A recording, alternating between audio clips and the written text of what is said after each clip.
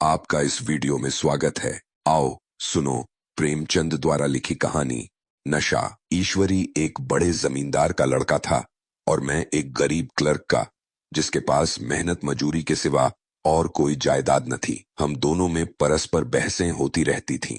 मैं जमींदारी की बुराई करता, उन्हें हिंसक पशु और खून चूसने वाली जौक और वृक्षों की चोटी पर फूलने वाला बंझा कहता। वह जमींदारों का पक्ष लेता, पर स्वभावतः उसका पहलू कुछ कमजोर होता था, क्योंकि उसके पास जमींदारों के अनुकूल कोई दलील न थी। वह कहता कि सभी मनुष्य बराबर नहीं होते, छोटे बड़े हमेशा होते रहते हैं और होते रहेंगे। किसी मानुषीय या नैतिक नियम से इस व्यवस्था का औचित्य सिद्ध करना कठिन था। मैं इस वाद विवाद की गर्मी गर्मी में अक्सर तेज हो जाता और लगने वाली बात कह जाता, लेकिन ईश्वरी हारकर भी मुस्कुराता रहता था। मैंने उसे कभी गर्म होते नहीं देखा। शायद इसका कारण यह था कि वह अपने पक्ष की कमजोरी समझता था। नौकरों से वह सीधे मुंह बात नहीं करता था।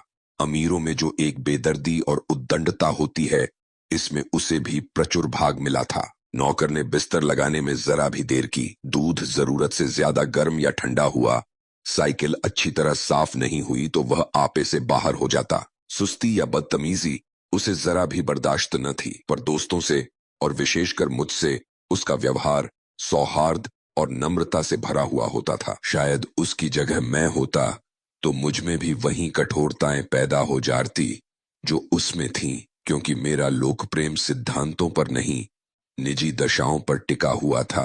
लेकिन वह मेरी जगह होकर भी शायद अमीर ही रहता, क्योंकि वह प्रकृति से ही विलासी और ऐश्वर्य प्रिय था। अब की दशहरे की छुट्टियों में मैंने निश्चय किया कि घर न तकलीफ देना चाहता था।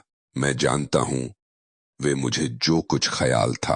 अभी बहुत कुछ पढ़ना है। बोर्डिंग हाउस में ने मुझे अपने घर का नेवता दिया तो मैं बिना आग्रह अमीर होकर भी मेहनती और ज़हीन है न जाऊंगा। मेरे पास किराए के लिए रुपए न थे और न घर वालों को देते हैं, वह उनकी हैसियत से बहुत ज्यादा है। उसके साथ ही परीक्षा का भूल की तरह अकेले पड़े रहने को भी जीना चाहता था।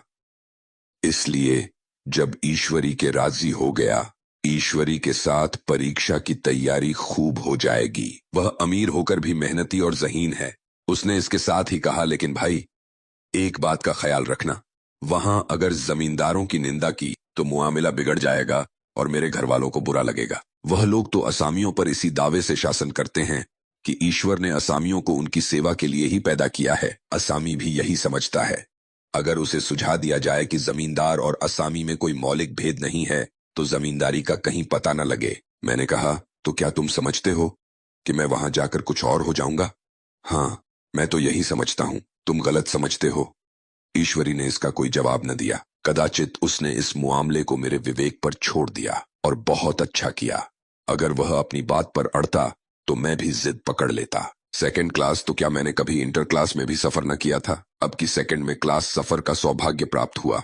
गाड़ी तो 9 बजे रात को आती थी, पर यात्रा के हर्ष में हम शाम को स्टेशन जा पहुंचे। कुछ देर इधर उधर सैर करने के बाद रिफ्रेशमेंट रूम में जाकर हम लोगों ने भोजन किया। मेरी वेशभूषा और रंग ढंग से पारखी खानसामों को यह पहचानने में देर न लगी कि मालिक कौन है और पिछलग्गू कौन। लेकिन न जाने क्यों मुझे उनकी गुस्ताखी बुरी लग रही थी। पैसे ईश्वरी की जेब से गए। शायद मेरे पिता को जो वेतन मिलता है उससे ज्यादा इन खानसामों को इनाम इकराम में मिल जाता हो। एक अठन्नी तो चलते समय ईश्वरी ही ने दी। फिर भी मैं उन सबों से उसी तत्परता और विनय की अपेक्षा करता था जिससे वे ईश्वरी की सेवा कर रहे थे। ईश्वरी के हुक्म पर सब के सब दौड़ते हैं, लेकिन मैं कोई चीज मांगता हूं तो उतना उत्साह नहीं दिखाते। मुझे भोजन में कुछ स्वाद न मिला। यह भेद मेरे ध्यान को संपूर्ण रूप से अपनी ओर खींचे हुए था। गाड़ी आई, हम दोनों सवार हुए। खानसामों ने ईश्वरी को सलाम किया, मेरी ओर देखा भी नहीं।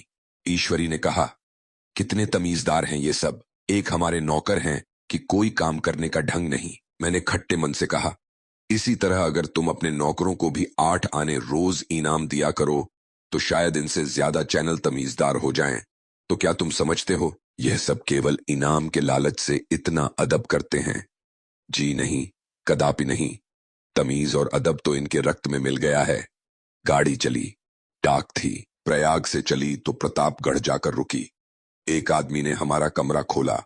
मैं तुरंत चिल्ला उठा, दूसरा दर्जा है, सेकंड क्लास है। हित्युस मुसाफिर ने डिब्बे के अंदर आकर मेरी और एक विचित्र उपेक्षा की दृष्टि से देखकर कहा, जी हां, सेवक इतना समझता है, और बीच वाले बर्थ पर बैठ गया। मुझे कितनी लज्जा आई, कह नहीं सकती। भोर होते होते हम लोग मुरादाबाद पहुंचे। स्टेशन पर कई आदमी हमारा स्वागत करने के लिए खड़े थे। 2 अद्र पुरुष थे, 5 बेगार।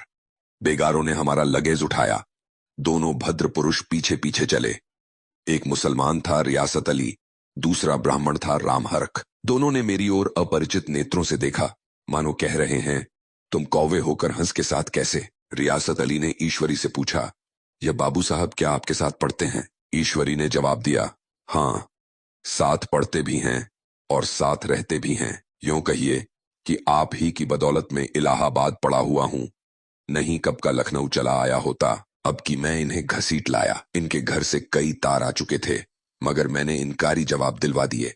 आखिरी तार तो अर्जेंट था, जिसकी फीस 4 आने प्रति शब्द है, पर यहां से भी उसका जवाब इनकारी ही गया। दोनों सज्जनों ने मेरी ओर चकित नेत्रों से देखा, आतंकित हो जाने की चेष्टा करते जान पड़े। रियासत अली ने अर्धशंका के स्वर में कहा, लेकिन आप बड़े सादे लिबास में रहते हैं। ईश्वरी ने शंका निवारण की, महात्मा गांधी के भक्त हैं साहब, खद्दर के सिवा कुछ पहनते ही नहीं, पुराने सारे कपड़े जला डाले।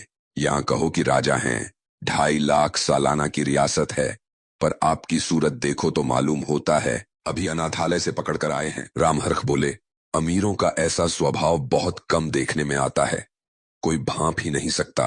रियासत अली ने समर्थन किया, आपने महाराजा चांगली को देखा होता तो दांतों तले उंगली दबाते। एक गाढ़े की मिर्जई और चमरौधे जूते पहने बाजारों में घूमा करते थे। सुनते हैं एक बार बेगार में पकड़े गए थे और उन्हीं ने 10 लाख से कॉलेज खोल दिया।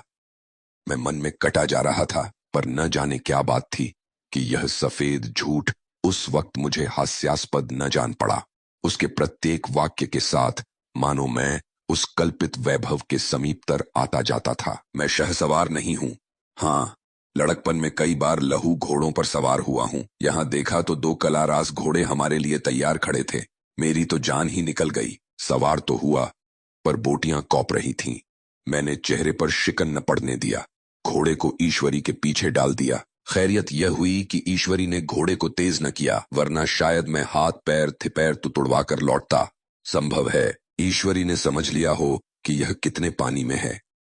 ईश्वरी का घर क्या था? किला था। इमाम बाड़े का सा फाटक, द्वार पर पहरेदार टहलता हुआ, नौकरों का कोई हिसाब नहीं, एक हाथी बंधा हुआ। ईश्वरी ने अपने पिता, चाचा, ताऊ आदि सबसे मेरा परिचय कराया, और उसी अतिशयोक्ति के साथ ऐसी हवा बांधी कि कुछ न पूछिए। नौकर चाकर ही नहीं, घर के लोग भी मेरा सम्मान करने लगे।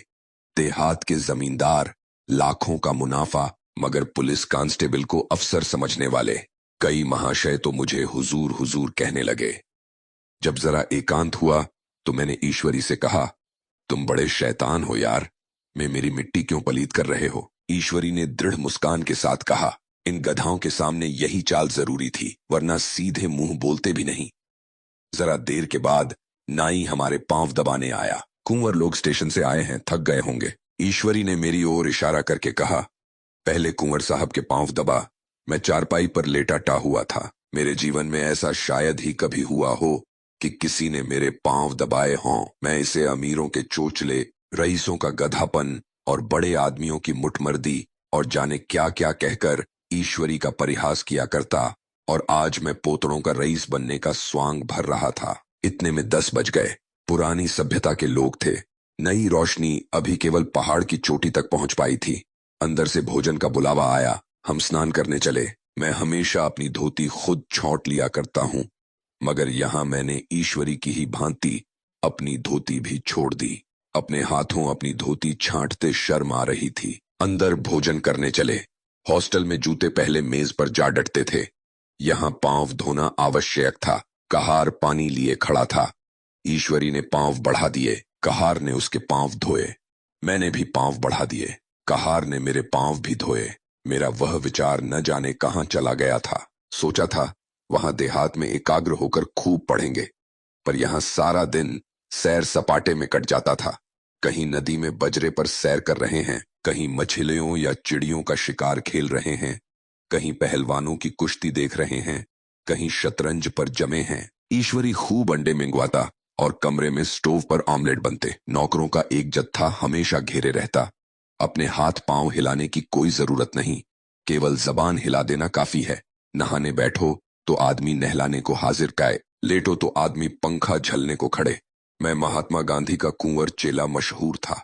भीतर से बाहर तक मेरी धाक थी। नाश्ते में जरा भी देर न होने पाए, कहीं कुंवर साहब नाराज न हो जाएं, बिछावन ठीक समय पर लग जाए। कुंवर साहब के सोने का समय आ गया। मैं ईश्वरी से भी ज्यादा नाजुक दिमाग बन गया था, या बनने पर मजबूर किया गया था। ईश्वरी अपने हाथ से बिस्तर बिछा ले, लेकिन कुंवर मेहमान अपने हाथों से कैसे अपना बिछावन बिछा सकते हैं? उनकी महानता में बट्टा लग जाएगा। एक दिन सचमुच यही बात हो गई। ईश्वरी घर में था। शायद अपनी माता से कुछ बातचीत करने में देर हो गई। यहां 10 बजने में देर हो गई।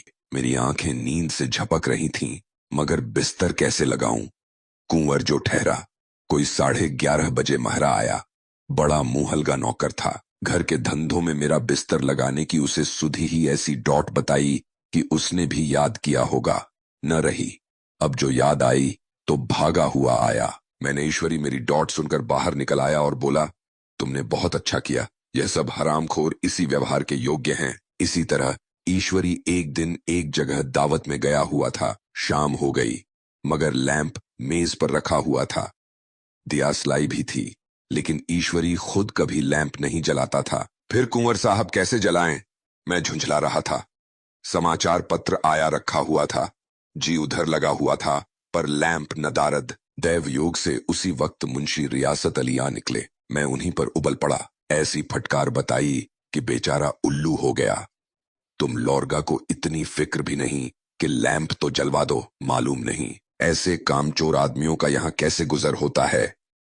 मेरे यहाँ घंटे भर निर्वाह न हो। रियासत अली ने कौपते हुए हाथों से लैंप जला दिया। वहां एक ठाकुर अक्सर आया करता था। कुछ मनचला आदमी था। महात्मा गांधी का परम भक्त। मुझे महात्मा जी का चेला समझकर मेरा बड़ा लिहाज करता था, पर मुझसे कुछ पूछते संकोच करता था। एक दिन मुझे अकेला देखकर आया और हाथ बांधकर बोला, सरकार तो गांधी बाबा के चेले हैं ना? लोग कहते हैं कि यहां सुराज हो जाएगा तो जमींदार न रहेंगे। मैंने शान जमाई, जमींदारों के रहने की जरूरत ही क्या है? यह लोग गरीबों का खून चूसने के सिवा और क्या करते हैं? ठाकुर ने फिर पूछा, तो क्यों सरकार, सब जमींदारों की जमीन छीन ली जाएगी? मैंने कहा, बहुत से लोग तो खुशी से दे देंगे, जो लोग खुशी से न देंगे उनकी जमीन छीननी ही पड़ेगी। हम लोग तो तैयार बैठे हुए हैं। ज्यों ही स्वराज्य हुआ, अपने इलाके असामियों के नाम हिब्बा कर देंगे। मैं कुर्सी पर पांव लटकाए बैठा था। ठाकुर मेरे पांव दबाने लगा। फिर बोला, आजकल जमींदार लोग बड़ा जुल्म करते हैं सरकार। हमें भी हुजूर अपने इलाके में थोड़ी सी जमीन दे दें तो चलकर वहीं आपकी सेवा में रहे। मैंने कहा, अभी तो मेरा कोई अख्तियार नहीं है भाई, लेकिन ज्यों ही अख्तियार मिला मैं सबसे पहले तुम्हें बुलाऊंगा। तुम्हें मोटर ड्राइवरी सिखाकर अपना ड्राइवर बना लूंगा। सुना, उस दिन ठाकुर ने खूब भंग पी और अपनी स्त्री को खूब पीटा और गांव के महाजन से लड़ने पर तैयार हो गया। छुट्टी इस तरह तमाम हुई और हम फिर प्रयाग चले। गांव के बहुत से लोग हम लोगों को पहुंचाने आए। ठाकुर तो हमारे साथ स्टेशन तक आया। मैंने भी अपना पार्ट खूब सफाई से खेला और अपनी कुबेरोचित विनय और देवत्व की मुहर हर एक हृदय पर लगा दी। जी तो चाहता था हर एक नौकर को अच्छा इनाम दूं, लेकिन वह सामर्थ्य कहां थी? वापसी टिकट था ही, केवल गाड़ी में बैठना था। पर गाड़ी आई तो ठसाठस भरी हुई। दुर्गा पूजा की छुट्टियां भोगकर सभी लोग लौट रहे थे। सेकंड क्लास में तिल रखने की जगह नहीं। इंटर क्लास की हालत उससे भी बदतर। यह आखिरी गाड़ी थी। किसी तरह रुक न सकते थे। बड़ी मुश्किल से तीसरे दर्जे में जगह मिली। हमारे ऐश्वर्य ने वहां अपना रंग जमा लिया, मगर मुझे उसमें बैठना बुरा लग रहा था। आए थे आराम से लेटे लेटे, जा रहे थे सिकुड़े हुए। पहलू बदलने की भी जगह न थी। कई आदमी पढ़े लिखे भी थे। वे आपस में अंग्रेजी राज्य की तारीफ करते जा रहे थे। एक महाशय बोले, ऐसा न्याय तो किसी राज्य में नहीं देखा। छोटे बड़े सब बराबर। राजा भी किसी पर अन्याय करे तो अदालत उसकी गर्दन दबा देती है। दूसरे सज्जन ने समर्थन किया, अरे साहब, आप खुद बादशाह पर दावा कर सकते हैं, अदालत में बादशाह पर डिग्री हो जाती है। एक आदमी जिसकी पीठ पर बड़ा गट्ठर बंधा था, कलकत्ते जा रहा था। कहीं गठरी रखने की जगह न मिलती थी, पीठ पर बांधे हुए था। इससे बेचैन होकर बार बार द्वार पर खड़ा हो जाता। मैं द्वार के पास ही बैठा हुआ था। उसका बार बार आकर मेरे मुंह को अपनी गठरी से रगड़ना मुझे बहुत बुरा लग रहा था। एक तो हवा यूं ही कम थी, दूसरे उस घाववार का आकर मेरे मुंह पर खड़ा हो जाना मानो मेरा गला दबाना था। मैं कुछ देर तक जब्त किए बैठा रहा।